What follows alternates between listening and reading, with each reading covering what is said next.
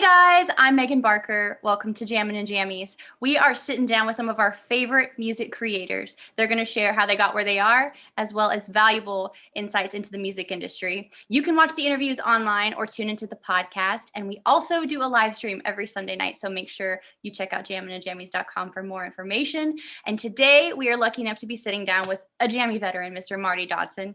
Marty's had over 100 cuts, 6 #1 singles, including Billy Currington's Let Me Down Easy, my favorite, Must Be Doing Something Right, and Kenny Chesney's Everybody Wants to Go to Heaven. We have so much ground to cover, so let's dive in and welcome him. Hi, Marty. How you doing? I'm great. Thanks for having me. Thanks for being here. Do you want to just start by telling everyone where you're from and how you got into music? Sure. Yeah. So I kind of have a different sort of story. I grew up in Nashville. So I've lived in Nashville since I was 5 years old. And I was really intimidated by my memories growing up where everybody that came to work on our air conditioner or install our cable or anything like that was trying to be in the music business. And my parents were not in the music business. And so I didn't know anybody that was succeeding at it. So I kind of was intimidated, and I decided I would just go to college, get a degree, and do something else. Even though that was kind of a childhood dream of mine, was to be a songwriter. I was the guy who would always like open up the CD or a record and look at the liner notes and see who wrote the songs, and try to look up those people. And I was just fascinated with that process. But I kind of just put that on hold. Went to college, got a degree in psychology, which you really can't do much with at all. And so, but I worked for 10 years as a youth minister.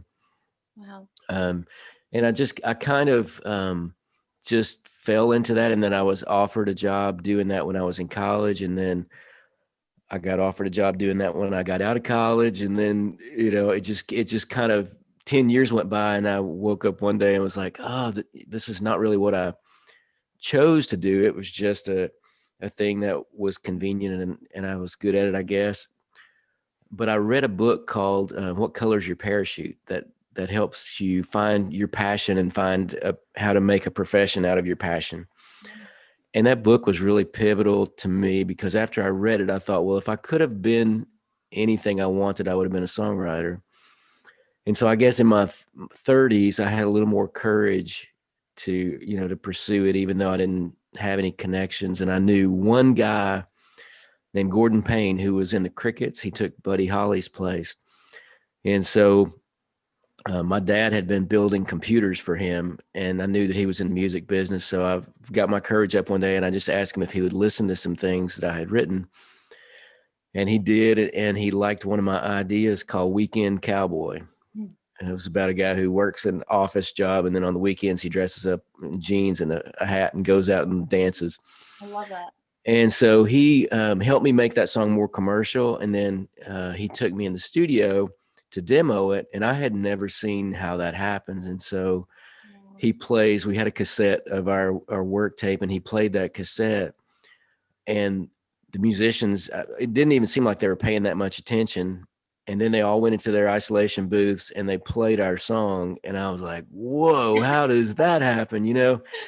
And I was just, from that moment, I think I was just hooked. And I thought, man, I've got to figure out how to do this. So I think I bugged Gordon to death trying to get him to keep writing with me.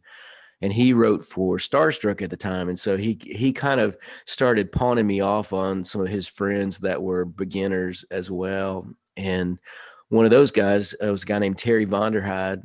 And Terry and I just kind of hit it off, and we wrote really well together.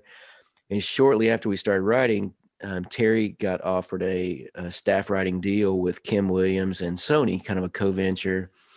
And so Kim and Sony got to hear everything that Terry and I were writing, and I'm really grateful that he remained loyal to me and kept writing with me. But after I had written probably 20 songs with Terry after he got his deal, Kim approached me and said, hey, I love what you guys are doing. I'd love to work with you too. And so it just kind of organically led to me getting that first staff writing deal.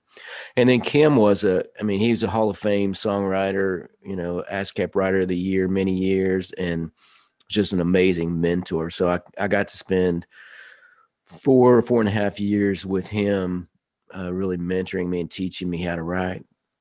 Incredible. Well, it sounds like a lot of this stemmed from your buddy Gordon too. Thank God for Gordon. Exactly. If Gordon had not started that ball rolling, it never would have happened. That's amazing. Did you ever think when you were, working inside with your psychology degree that you'd be sitting in a room with a wall full of awards behind you for No, songs? my kids jokingly say that's my shrine to myself, but it's actually more to me. It reminds me that anything's possible, because I just never could have imagined that I would, get to do the things that I've done or go the places I've been. Growing up, my family didn't really travel. Our biggest vacation growing up was we went to see my aunt in Atlanta. And that was our biggest, that's the most I had ventured out of Tennessee. So to think that because I write songs, I've been to writing camps in Sweden, and I've been, just all over the earth, playing my songs or writing and that kind of thing it's opened up worlds to me that I never even knew existed. That's amazing. You mentioned, signing and writing with Kim Williams. Can you tell everyone a little bit about what your first publishing deal looked like? You mean like the financial part of it, or Well, whatever you're comfortable sharing, but just maybe how the process is. I know that a lot of our followers are probably coming into looking at their first publishing deal. What did the whole process look like? When did you get a lawyer involved? Finances, if you're comfortable talking about it. And also, how long ago that was and how the industry has changed since then. Okay. Yeah. I mean, I guess it was around 96 when I got that first deal.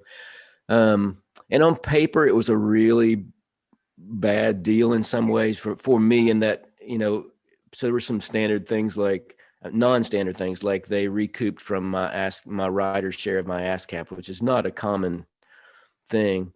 So it was set up very much to try to, help them hedge their bets on this beginner, and my draw or my advance was $866 a month, which I had 3 kids at the time. So that, that was not enough to live on, but it allowed me to do it maybe 2/3 time.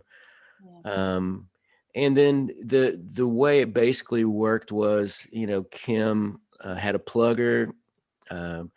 They paid for my demos, and then half of the demo cost was recoupable. All my draws were recoupable and that kind of stuff. So, because my draw was kind of low, I didn't owe them a ton of money, by even 4 years into it. And it kind of allowed them to keep me. I think one of the things people forget to look at these days is that if your draw is high, you've got to pay all that back. Yeah. And so it's not like it's a salary that, oh, I'm making 100,000 is better than making 20,000. A lot of times if you can get by on 20,000 or 12,000, it's better than having a high draw, because then you can recoup. And once you recoup, then you have catalog to sell and that kind of thing.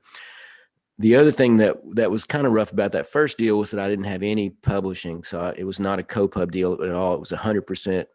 Wow. Kim and Sony had my publishing. So they split it 50-50 and I had none, which meant that when I did have hits, it was a lot harder for me to recoup, because I didn't have any of that publishing share that was going toward recouping. But as looking back on it, I would have paid Kim Williams for 5 years of mentoring, so the fact that I got my demos paid and those other things, I don't begrudge him that deal at all. And in fact, when I did have my first hit in that catalog, which was While You Love Me by Rascal Flatts, it recouped that whole catalog. So that was a good thing. So your first cut was a Rascal Flatts song? Not my first cut, but my first hit. Your first hit. Okay. Well, what was your first cut? I believe it was Ricochet, the band Ricochet. Oh, cool. Yeah. I had a song with them called Can't Stop Thinking About That. And it actually went to 37 on the chart. So I guess that could be my first top 40 hit. And then I had my second cut was on Lone Star's Lonely Grill album, which sold like 4 million copies because of the song Amaze. So several of those plaques on the wall came from that album cut. Yeah. Well, how far into your publishing deal did you start getting cuts? Um, it was nail bitingly far into my deal. I mean, in year 3, Kim and I had discussions of like, okay, we're going to give you one more year kind of thing, because it was not happening. But in year 4, I started getting some of those things. I think While You Love Me was probably in the 5th year of Wow. that. So it was after several years. I think that's another thing. People kind of have an unrealistic expectation that, once I get my deal, I'm just going to start getting cuts and it's all, it's going to be easy. And I think that's really when the work begins, because then, you have a lot to learn and a lot to figure out after you get that first deal. And then hopefully you're being mentored and, you have somebody helping you make your songs more commercial and that kind of thing. But it takes a while. Yeah. What would you say is the best piece of advice you got early on? Was it from Kim? Oh, I'm sure I mean, he had so many pieces of advice for me. I'm trying to think if there's any one specific thing. I think, he would always say, write your truth. And I think that was important, because I would try to write things that were like something on the radio or, somebody that I wanted to emulate. And he was like, man, you're better when you just write your truth, instead of trying to copy somebody else or be someone you're not. And, and that stuff even applies to me today, because I think, like, I grew up in Nashville in the suburbs. I didn't grow up on a farm with tailgates and, all that stuff. And so when I try to write that stuff, it feels inauthentic, and if I'm writing with someone that grew up that way, then I can kind of help them shape the Yeah. lyric and that kind of thing. But that's just not my story, my truth. And, not that he didn't mean by that only write things that you've personally done, but I think he meant, write things that you can speak to authentically. Yeah, Yeah. absolutely. Um, and now it's funny to hear you talk about having a mentor, because you've been a mentor to me and to so many other up and comers now in Nashville. You started something called Songtown. Do you want to just talk a little bit about what Songtown is? Yeah. So Clay Mills, who's a hit songwriter, and I were co-writers for a long time. And one day we were having coffee before we wrote, and I had run into this woman who had come to Nashville, met a someone who called themselves a publisher, who told them that who told her her songs were great, and she signed away all her publishing, paid them $5,000, and got 2 cheap, not very good demos in return. Mm. And so Clay and I were talking about that, and asking ourselves, why does that stuff happen? So we started researching what was available online for songwriters, and we saw that most of the stuff on there was by people with no track record of success.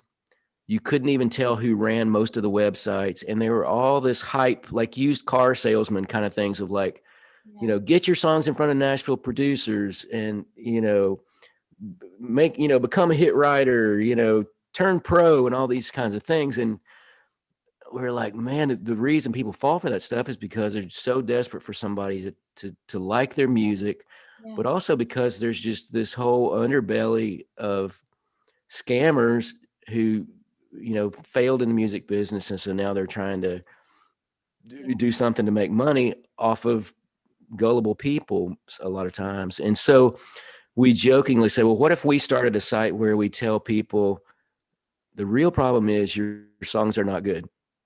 It's not that no, people don't get you, or that, you haven't met the right person yet. It's that your songs are not good enough yet. And here's how to make them better. And so we're like, well, that's the worst, business plan ever, to tell people their songs are not good.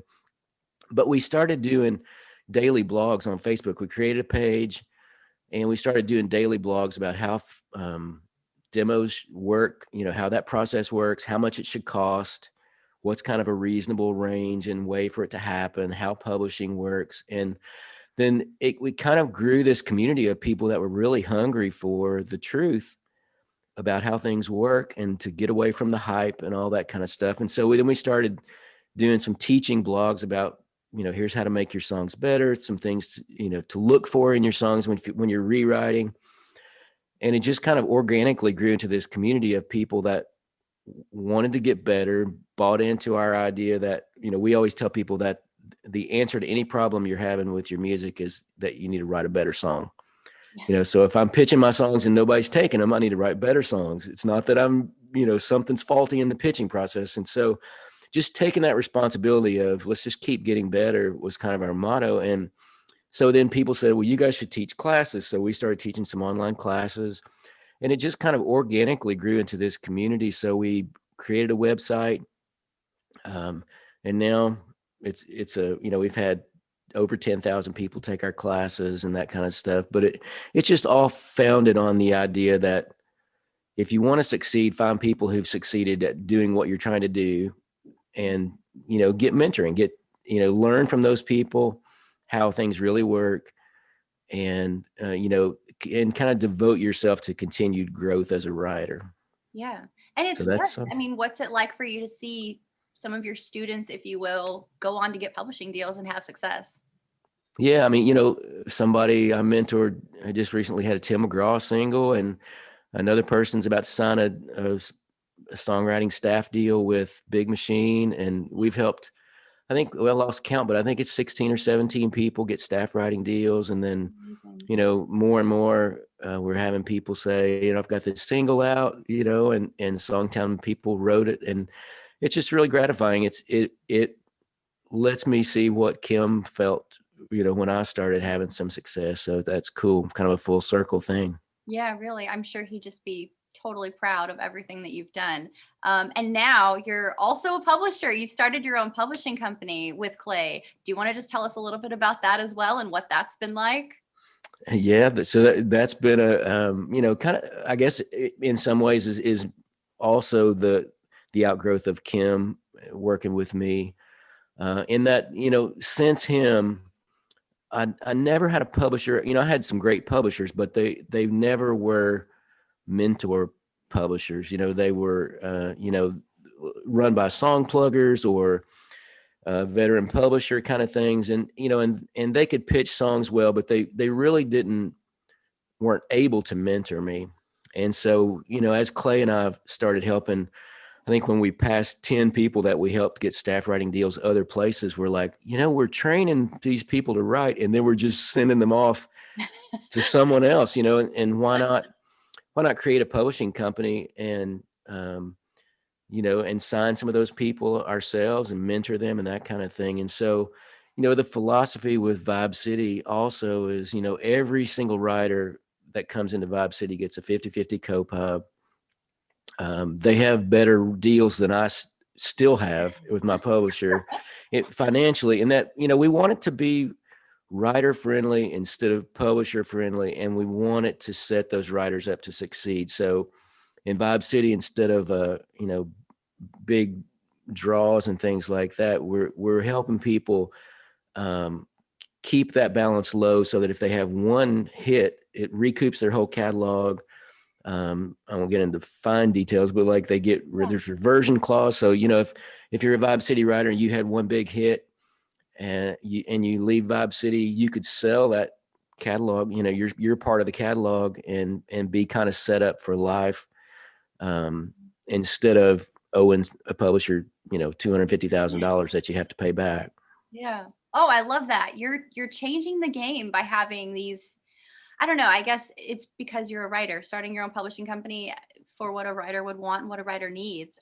What do you look for in a prospective writer that you're thinking about signing? That's a great question. I think number one is willingness to learn and, commitment to growth, because Kim, one time there was a guy that came in our office, and Kim would take time for anybody. Yeah. This guy just walked in off the street and wanted to play us a song. So he played the song. Kim gave him a few pointers, and his response was, well, everybody back home loves this song. I'm not going to change it. Yeah. And Kim said, well, then why did you come in here? And he said, well, I was hoping you could get it, placed for me somewhere.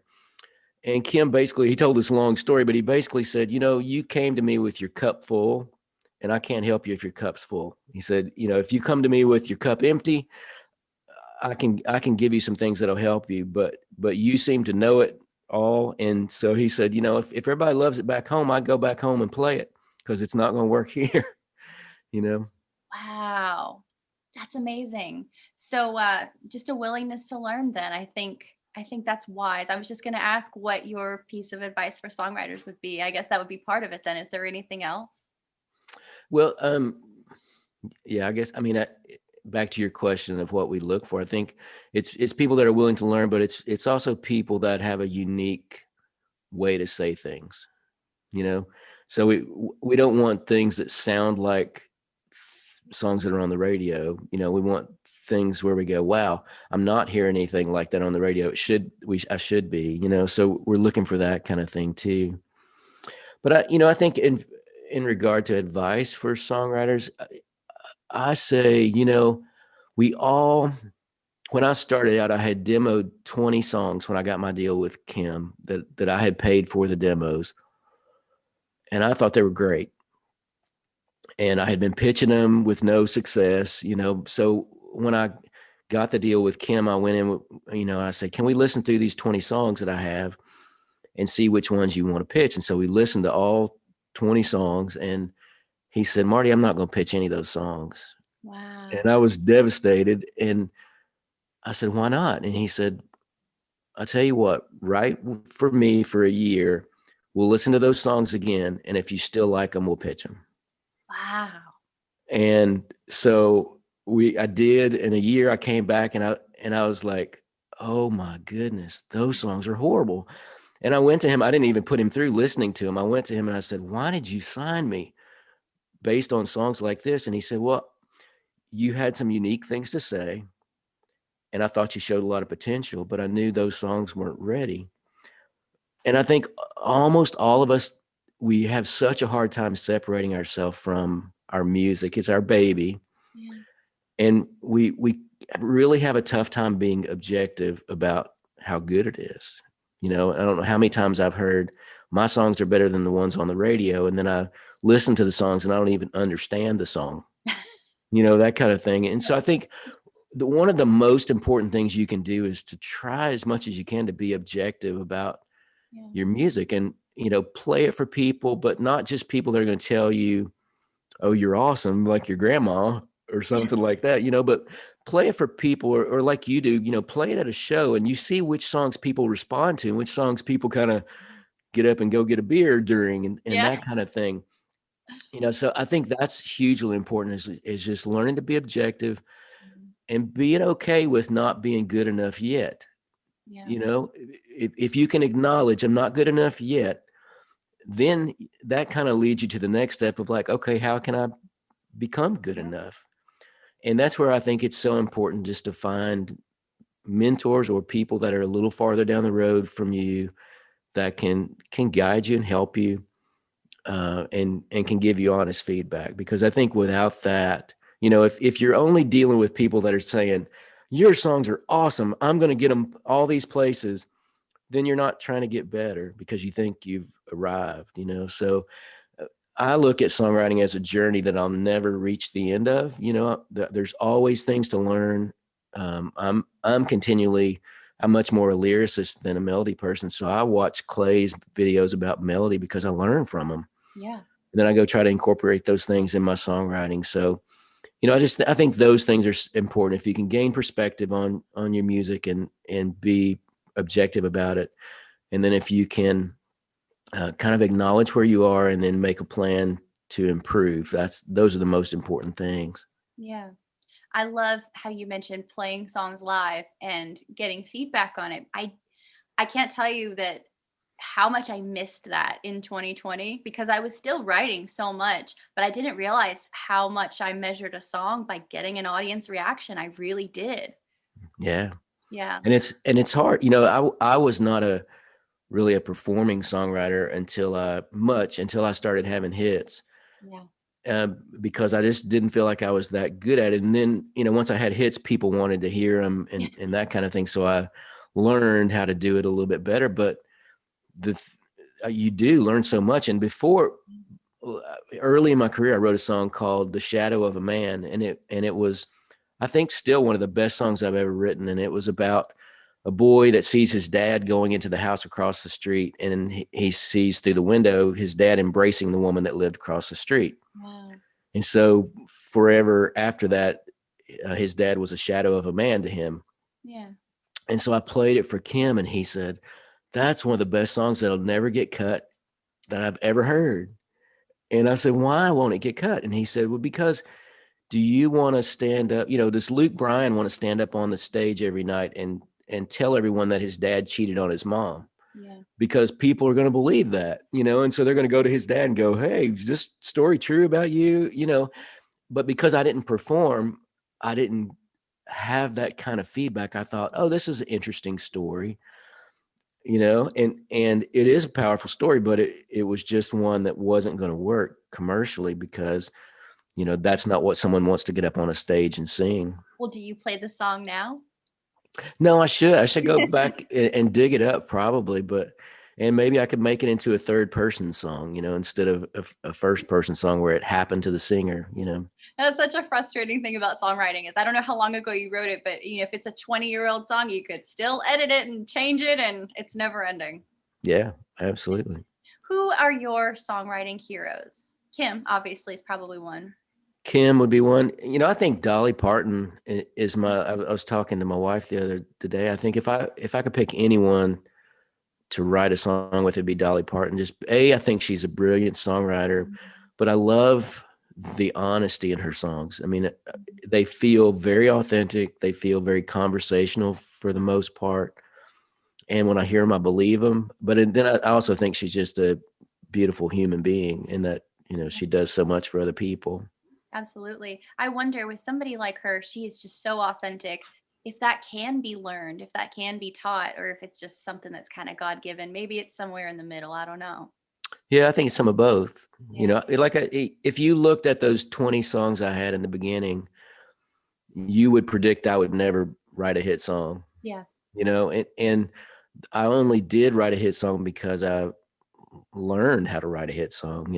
And I think you have to have a little bit of ability, but I think that hard work and mentoring can help you pass a lot of more talented people. There were people I wrote with in the beginning that were way more talented than I was Yeah. musically, but they didn't want to work as hard as I worked, and they didn't sacrifice what I sacrificed to do it, and that kind of thing. So, I'm a firm believer that it can be taught. If you have a little bit of ability, you can learn a lot and have a lot of success. As long as you're willing to learn. Yeah. I read somewhere that Dolly said no to being a judge on, one of those American Idol shows or something. And they asked her why. And she said, well, who am I to judge anybody? And that stayed with me. I mean, I don't think there's anything wrong, obviously, with being a mentor to somebody, but she didn't want to pass judgment. And I really admired that. I thought that was Yeah, I do too. And I think other people, I love the music of Carole King, James Taylor. yeah. Um, I was a huge John Denver fan. I loved his music. Yeah. Um, but I'm just a fan of great music. I like a lot of Bruno Mars music because Yeah. I think it's just brilliant writing. So I'm a fan of great music where it comes from. Yeah. Me too. Me too. All right. Final question. Do you remember the first time or the the coolest time that you heard your song on the radio? Uh, yeah, I mean that first single, "Can't Stop Thinking About That." I was driving down the road one day over near Radnor Lake, if you know where that is in Nashville, and I heard the intro come on, and I thought, I think that's my song, and I've, I had to pull over, and I actually sat in a church parking lot and just turned it up as loud as it would go and cried because it had been, um, I guess since I quit my job and I started songwriting, I guess it had been 6 years, maybe, 2 years. And then I got my deal. And then about the fourth year, I got that cut. A And long time. yeah, it was a long time and a lot of struggle and feeling like, am I good enough? Am I ever going to have, and I had people, my ex mother-in-law would, every time I saw her, she would say, "Have you sold any songs yet?" And in a way that let me know she didn't approve of what I was doing and she didn't think I was going to make it, Yeah. And so it was just this sense of relief of like, oh my goodness, finally I have a song on the radio. And I just thought through all the things I'd been through to get there and that kind of thing. And so that was a very, very cool moment. The first time I ever heard one of my songs live, I think was probably Rascal Flatts, when they really took off, and I got to go to one of their concerts, and to see the audience singing, like, Wow. 20,000 people singing that song was a pretty powerful moment too. Unbelievable. Okay, wait, quick follow-up question. So what kept you going? I mean, can you put it into words? I suspect it's just something like a fire inside you, but can you explain what kept you going for 6 years? People ask me that a lot. I think I'm very competitive. Are you Yeah, I am. somebody I've who, had, who helps everyone and you're trying to be a mentor? You're competitive, really? well, I've learned to temper it, and to channel it in hopefully in the right ways. But I think there was one point in my journey where, I guess about 3 years in, I got there was a friend who kind of had an intervention lunch with me, and he said, "Man, I know you guys are struggling financially," and he offered me a job with his company writing. It would be writing instruction manuals for small appliances, so like toasters and things like that. And it was making more money than I had ever made in my life. It would have, retirement, it'd have benefits, insurance, and all that stuff. It's tempting. It was very tempting. And I think at that point I had to decide, okay, are you 100% in on this? Do you believe you can do it, or do you not? You know, and I guess the way I looked at it was, that was the moment I had to decide to bet everything I had on myself, or bet everything I had on security. Wow. And I think that's one of the most profound choices I've made in life, in that, when we look at it, there's really not that many things in life that are secure. Our health is not secure, our finances, things we own, we can feel secure sometimes, but at the end of the day, I think you have to just trust that you can do something and go do it. And that's kind of what I did. I put a nail in the end of our hallway by my bedroom door that I was going to put my first gold record on, and Wow. it stayed there for 4 or more years, Oh just an my empty nail. gosh. That makes me tear up. That's really amazing. But so I would do things like that to remind myself of that choice. I did that the day that I declined that job. I thought, okay, I'm all in. I'm putting the nail in the wall, and I'm going to figure out how to make this happen. And I think just kind of, it was kind of a moment too of just like jumping out of the airplane. Yeah. It's like, Now we're there. okay, here I go. So I mean, I got to figure out how to get this parachute open, Yeah. and that kind of thing. So I think it was kind of removing my plan B, Yeah. other things. I see that a lot with other people, and one of the things I mentor people on sometimes is like, who that want to do this full time, is like, if there's anything else you can do and be happy, you might ought to go do that. Yeah. But if this is the thing that makes you happy and that you want, go for it, Yeah. and go all in on it, and let go of the other, the plan Bs and all that kind of stuff. And I've had some people go, I had a guy recently come back to me and say, the best thing you ever told me was that piece of advice, because he said, my fiance and her family were so stressed out about me being a songwriter, and was I going to make it, and what, down the road, what's this going to look like, and all these things. And he said, I found this other career that I'm really happy in, and now I just write for fun, and it's great. Yeah. And maybe that is the right move for some people. It's got to be hard for you to be in that position where you're giving advice, life decision advice to people. So maybe it's good that you have that psychology degree after all. Have you found a use for some of that knowledge? Yeah, it's come in very handy. I I bet. had a publisher one time say, we were sitting down to sign my deal, and he said, well, you know, we're going to sign this deal, but don't be using that psychology stuff on me. And I said, too late. And he was like, dang, what'd you do? You never know. You'll never know. Oh, that's hilarious. Yeah. Wow. Okay. Well, I don't really see how it could get any better than that ending. So I just want to leave it there. Unless there's anything else you wanted to add. No, thanks for having me on. It's always good to talk to you. Yeah, it's good to talk to you too. Thank you so much. I really know that this is going to inspire a lot of people, and everybody go follow Vibe City first of all, because I'm sure you guys have some big things planned, and sign up for Songtown, and hopefully we can get Jammin' and Jammies going again this year. Fingers crossed. I hope so. Okay. Thanks, All Marty. right. Well, Take care, Megan. Bye. bye. Jamming and Jammie's magic